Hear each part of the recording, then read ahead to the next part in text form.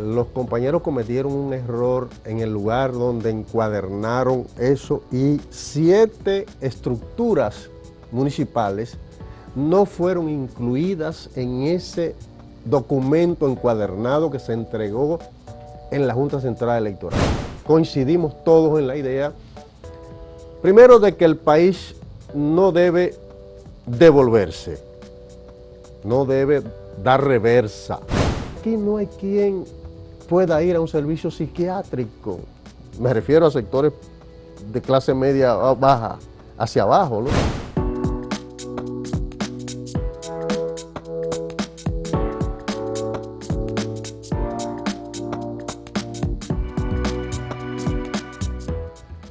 Saludos amigas, amigos, ustedes sintonizan Acento TV y este es su programa A Partir de Ahora. Bueno, hoy tenemos un invitado que teníamos un tiempito que no conversábamos con él, Fidel Santana, porque andaba en labores diplomáticas, o está todavía, ¿verdad? Así es. En Montevideo, Uruguay.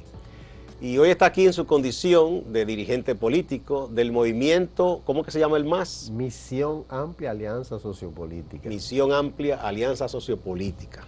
Es la organización política a la que pertenece Fidel Santana, que es una de las organizaciones aliadas del PRM, ¿verdad? Bien, bienvenido Fidel. Muchísimas gracias. Me siento muy cómodo acá, ¿verdad?, en este programa y en esta plataforma que ha ido haciendo historia en muchos aspectos. Gracias, ¿verdad? gracias. Le doy seguimiento a muchos de los programas que ustedes han ido haciendo para dilucidar temas de importancia histórica, a veces académica, pero han marcado, digamos, un periodismo de contenido. Sí, estamos tratando de salir de lo más común. En el caso de las entrevistas históricas que hace Fausto, yo le doy también mucha inclusión a la educación, la cultura, porque, óigame, no podemos pasar la vida haciendo lo mismo de siempre y lo que todo el mundo Claro, hace. claro. Hay que darles espacio a la universidad, a la escuela, a la literatura también. Bueno, háblame un poco del MAS, ¿cómo surge? Fíjate, el MAS es una coalición que surge en el 2022, entre 2022 y 2023, porque yo había presidido el Frente Amplio hasta el 2020, pero en el 2020 se acercó a mí un conjunto de líderes de la discapacidad, de distintos espacios de la discapacidad, sobre todo las mujeres con discapacidad, a proponerme que me postulara a defensores del pueblo, porque este sector entendía que yo podía contribuir a mejorar, digamos, la atención hacia este sector y en general a los sectores más desfavorecidos del país. Yo había estado en el Congreso como diputado entre 2016 y 2020 y en el Congreso, junto con la diputada Besaida González, con quien teníamos allí un bloque, habíamos hecho un esfuerzo de fiscalización las instituciones públicas en torno al cumplimiento de la ley de la discapacidad. Y desgraciadamente para nosotros el resultado de eso fue traumático, porque prácticamente todo el Estado estaba en incumplimiento de esa ley. Y esa labor, digamos, nos acercó bastante a los sectores de la discapacidad y por eso se acercaron a mí y me propusieron esto que no estaba en mi agenda ni era mi horizonte, ¿verdad? Y en esa condición, incluso no me propuse ser funcionario del nuevo gobierno de Luis Abinader. Acuérdense que yo fui, como en mi calidad de presidente del Frente Amplio, quien encabezó y fui vocero de la propuesta de Convergencia por un Mejor País, que antes de que surgiera el PRM, andábamos proponiendo la unidad de toda la oposición para poder salir de esa mafia corrompida que estaba en el poder. Y entonces muchos entendían que debía haber ido al Estado a alguna función ejecutiva, pero ante este pedido pues, opté por postularme a Defensor del Pueblo. Y hicimos un recorrido bastante interesante, contacto con muchísimos sectores de la vida nacional, lo que al final no se logró concretar esta propuesta, pero para postularme renuncié del partido que yo presidía, que era el Frente Amplio, porque la ley requería que los postulantes no tuvieran vínculos políticos. Y renuncié de verdad. O sea, no fue una simulación, no fue una pantomima, renuncié de verdad. Entonces, al no concretarse ese propósito, pues la gente que siempre me ha seguido, que ha estado conmigo, pues, me propuso que retomáramos, ¿verdad?, algún espacio político, ¿verdad? Porque se es político no por ser partidista, ¿verdad? Es decir, en la calidad de ciudadanos todos somos políticos, ¿verdad? No, y por hacer alguna labor de incidencia. Y todo lo que tiene que ver con los espacios públicos, los asuntos públicos, ¿verdad? Todo lo que hacemos en función de los asuntos públicos es político. Y entonces decidimos congregarnos en este proyecto que en lo fundamental es una coalición de actores sociales, líderes comunitarios, pastores cristianos, gente de izquierda, es una diversidad. Por eso el nombre... El profesor Higinio, ¿verdad? Claro. Que tiene una amplia experiencia también. Higinio Báez, que es el secretario general del proyecto, es un hombre de la izquierda, digamos, la izquierda tradicional, pero en el MAS te encuentras con militantes de esa izquierda tradicional dura, con líderes del Falpo como Gabriel Sánchez, Víctor Bretón, que es alcalde de Canca la Reina, ¿verdad? Y te encuentras con actores, digamos, moderados, pero con una visión de que el país necesita fortalecer sus instituciones, recuperar una ruta ética, digamos, en el ejercicio de la función pública, en fin, ¿verdad? Así nace el MAS, entonces. Así nace el MAS. Sí, y entonces, bueno, luego ustedes se aliaron al PRM, ¿no? Bueno, no luego, porque acuérdate que, ya te dije que yo fui de los que comenzó a plantear... Venía, sin el nombre del MAS, ya habían sido aliados. Exacto, antes. Veníamos aliados desde el Frente Amplio, sí, proponiendo el cambio y obviamente en una lógica de coherencia política, nosotros hemos continuado en alianza con el presidente Luis Abinader, el PRM, y hicimos todo el esfuerzo para lograr el reconocimiento electoral en los meses previo al proceso electoral, pero debo admitir que aun cuando hicimos un gran esfuerzo en 3 meses de trabajo intenso, recogimos las firmas, creamos las estructuras en todos los municipios del país, a la hora de entregar el expediente, los compañeros cometieron un error en el lugar donde encuadernaron eso y 7 estructuras municipales no fueron incluidas en ese documento encuadernado que se entregó en la Junta Central Electoral. Eso, cuando se percata el equipo, y además la Junta lo comunicó que faltaban, se entrega unos días después del plazo. Esa es la razón por la que la Junta rechazó el reconocimiento del MAS. No porque no tuviéramos las 7 estructuras, la teníamos conformada, ¿verdad?, sino porque se entregaron fuera de plazo. Vamos a una primera pausa, Fidel, con tu anuencia y volvemos.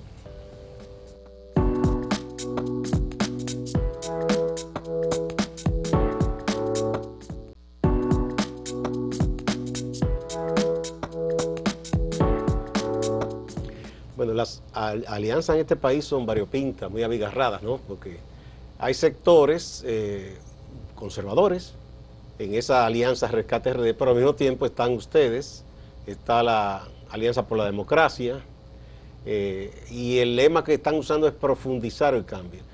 ¿En cuáles aspectos ustedes quisieran incidir para que el gobierno, digamos, asuma alguna de las propuestas programáticas de ustedes? Fíjate, la coalición política que postuló a Luis en el 2020, tal como tú señalas, una coalición diversa, desde actores, digamos, liberales, tradicionales, sectores moderados y hasta radicales como los que militaban en ese momento en el Frente Amplio. En la actualidad, esa coalición es obviamente sumamente grande, es la coalición más grande que registra la historia política del país, ¿verdad? 22 partidos, ¿qué son? 22 partidos y el MAS, que es el conocimiento, que se sienta en la misma mesa de esos 22 partidos, ¿verdad? Porque evidentemente todos saben que somos un proyecto político con presencia, con propuestas, con tradición de lucha política.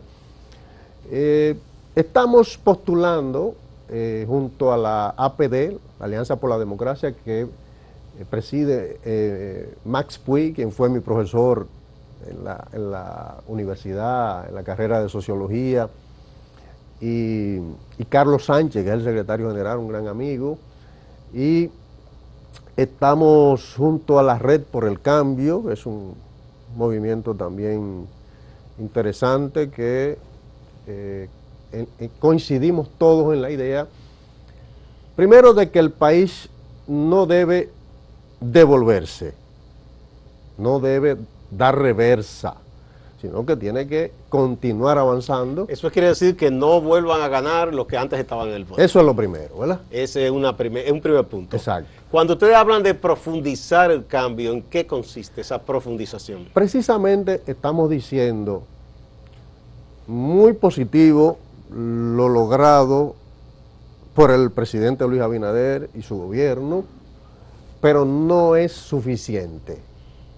No estamos conformes con el punto al que hemos llegado, queremos ir más allá, porque los estudios hace rato que están indicando, recuerdo aquel informe del PNUD que está indicando que hemos crecido año tras año, pero es un crecimiento, ¿verdad?, que no ha impactado la inmensa mayoría de los ciudadanos en la conquista de la plenitud de las libertades, como diría el propio PNUD, esas libertades que pasan por garantizar los derechos fundamentales, no solo a la alimentación, la vivienda, la salud, ¿verdad?, sí, la educación de calidad, en fin, ¿verdad?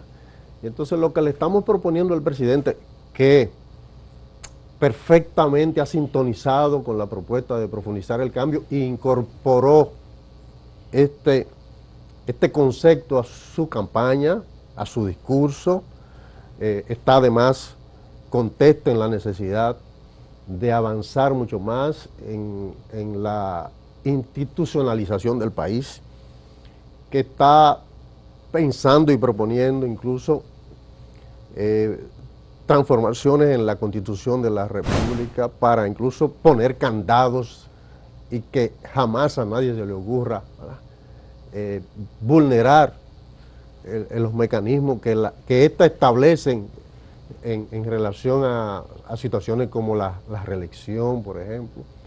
Poner de pie figuras como el referéndum y el plebiscito que están en la Constitución del 2010, pero que por falta de un reglamento no ha funcionado. Nosotros, una de las cosas que le hemos pedido al presidente, y él está trabajando en esa perspectiva, que esas figuras que cualifican la democracia puedan ser puestas en funcionamiento. Hay aspectos, Fidel, que los sectores liberales que apoyaron al presidente Abinader y al PRM han criticado de que se dejaron a un lado o han sido pospuestos por tiempo indefinido. Por ejemplo, el propio presidente, y lo ha reiterado, es partidario de las tres causales, que son tres situaciones excepcionales y que se quiere colocar en el Código Penal para que la mujer tenga el derecho a decidir sobre su propio cuerpo y su vida.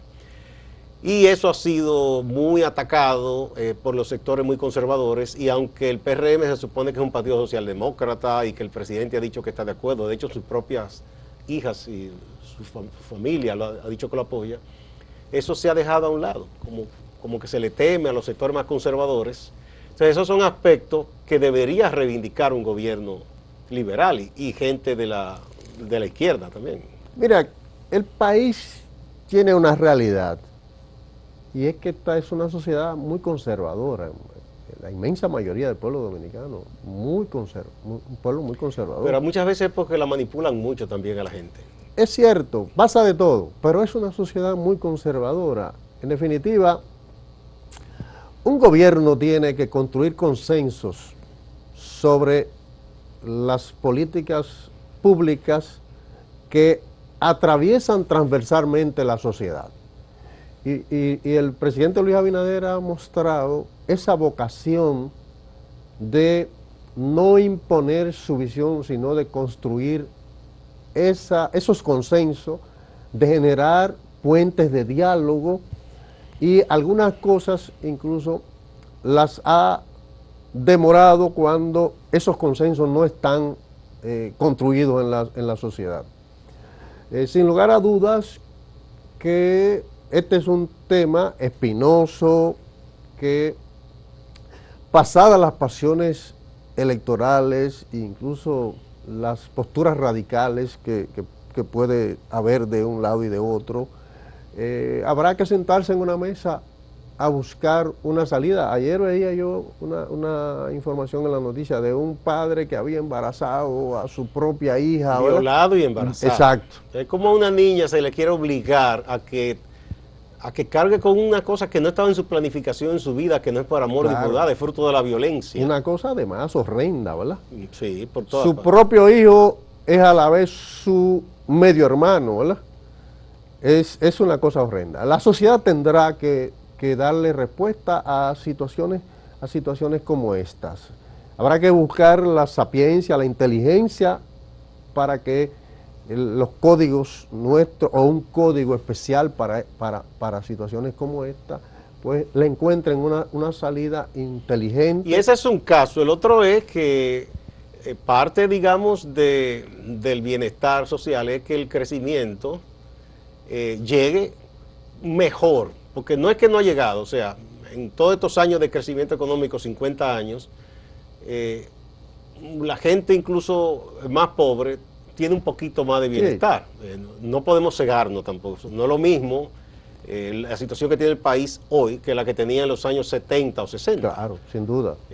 Pero hay cosas, por ejemplo, como que haya una participación más equitativa en el crecimiento de la economía. Que esa brecha tan grande, porque se pueda ir cerrando. Se pueda, digamos que, aminorar un los poco. Servicios de salud, por ejemplo, y educación que mejoren, que se puede mejorar. Tiene que haber mayor inversión. Y eso pienso yo que el presidente está haciendo importantes inversiones en construcción de hospitales en distintas regiones del país, centros especializados. Eso está bien, magnífico.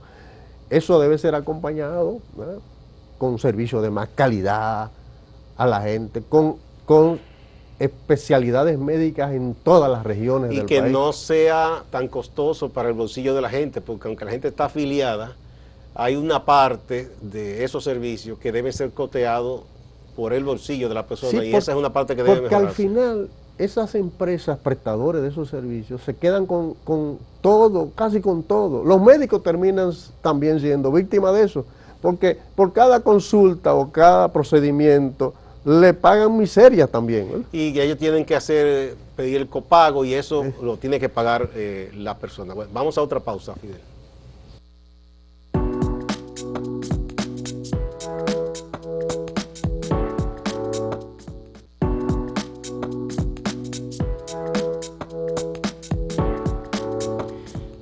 Miguel Santana, dirigente del MAS, que es una de las organizaciones progresistas aliadas a la coalición de gobierno, ¿verdad? Y que busca que el presidente Abinader gane de nuevo las elecciones para profundizar el cambio. Estamos hablando de eso.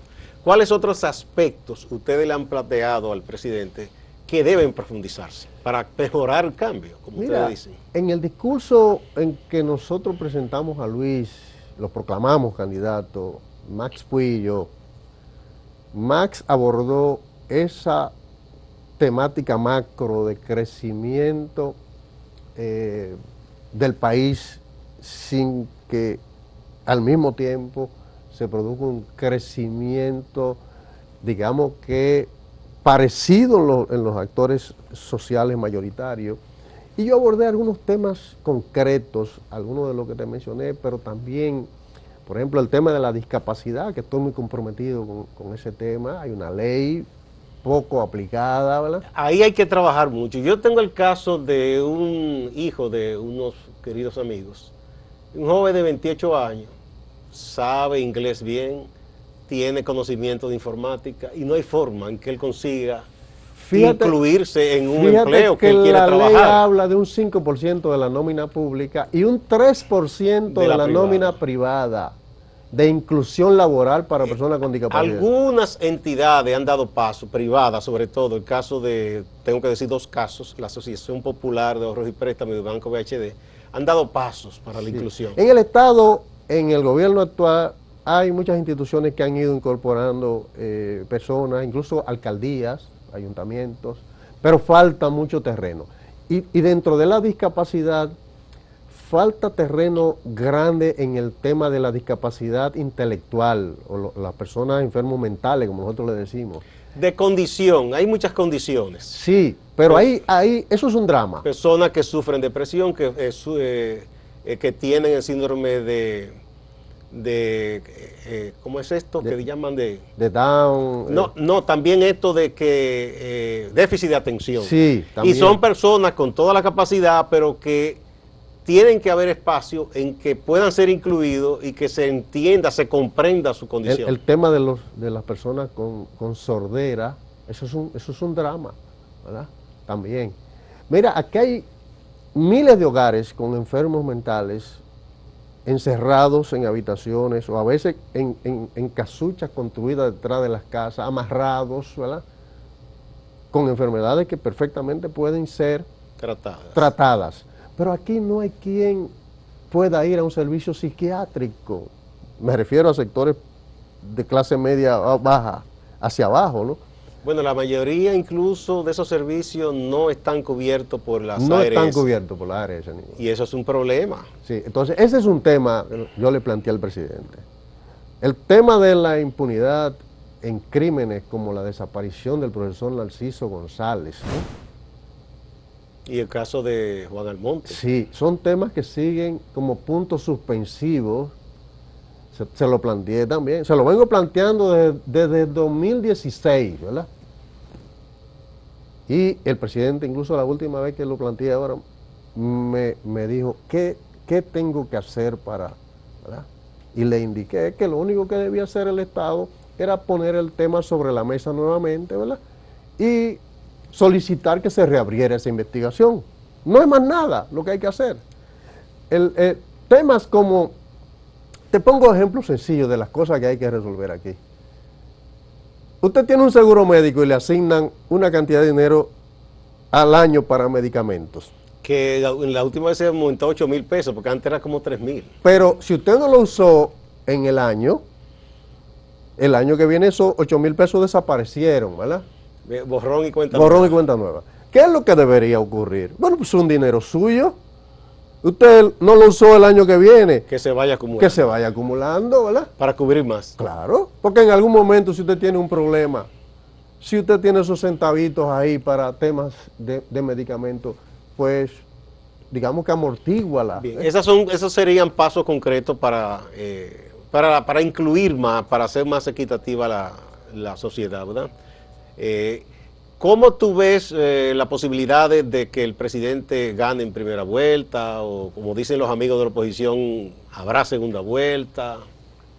Mira, el tema de que el presidente Luis Abinader ganará en primera vuelta mucho a poco es evidente, ¿no? En diciembre, enero yo hablaba de que ganaría entre un 58 y un 64% por el margen de error, que siempre las encuestas te dan. El margen de error hacia abajo le daba 58. El margen de error en ese momento daba 64. Pero no se había producido el triunfo arrollador en los municipios, ¿no? No se había producido los niveles de debacle orgánica en que se encuentran los partidos de oposición, ¿verdad? Y obviamente la campaña todavía no tenía en pie una serie de candidaturas, senadores, diputados, etcétera. Y hoy, sin lugar a dudas, que el presidente ganará por encima del 65%, ¿verdad? Anotado. Sí, anótelo porque esa es la realidad política política hoy. Será por encima de 65. Sí. Bueno, muchas gracias, Fidel Santana, dirigente del MAS, y pertenece a una de las coaliciones que acompañan al presidente Abinader en estas elecciones. Ojalá que esas ideas de profundización sean escuchadas y puestas en práctica por el gobierno en el próximo periodo si finalmente gana las elecciones. Muchas gracias. Igual a ustedes, amigas y amigos. No se vayan, que hay más en Acento TV y Acento Portal.